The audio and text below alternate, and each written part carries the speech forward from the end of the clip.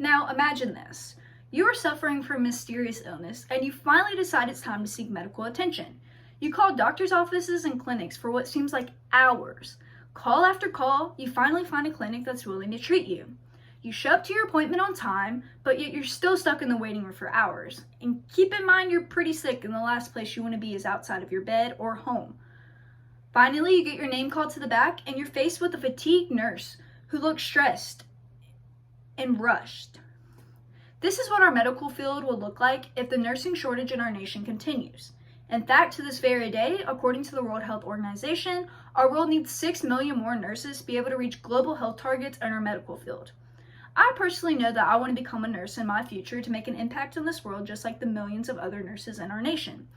Now, I had understood that we were in a nursing shortage, but I never really understood the extremities until doing further research that I want to share with you all today. The U.S. Department of Health and Human Services predicts a need of 3.6 million registered nurses by the end of the year 2030. Now, you may be asking yourself, why are we in such a shortage? Well, it all began in the year of 2020 when the nursing shortage intensified with the rise of the coronavirus pandemic. I personally remember seeing stories on the news during this time publishing the need for nurses in our nations, and I'm sure many of you can relate. In addition, building off of this, with the advancement of healthcare in the last century, it has allowed all of us to live longer and healthier lifespans.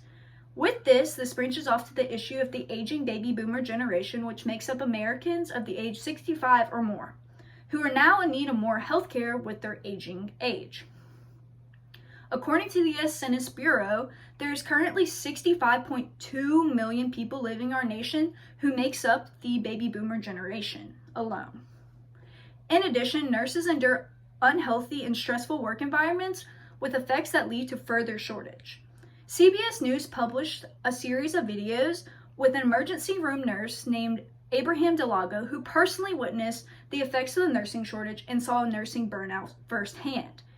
He said that he lost many coworkers and friends to this, and that a lot of them completely left the medical field and the nursing field altogether, and they all endured extremely exhaustion and stress during their time working in the hospital. So what happens if the nursing shortage continues? Well, if the nursing shortage continues, it's not just the nurses and staff who will be affected, but us as citizens as well. With extreme shortage, staff and nurses endure unsafe patient-to-nurse ratios where they do not have enough time or resources to perform safety protocols that to reduce patient safety and medical errors.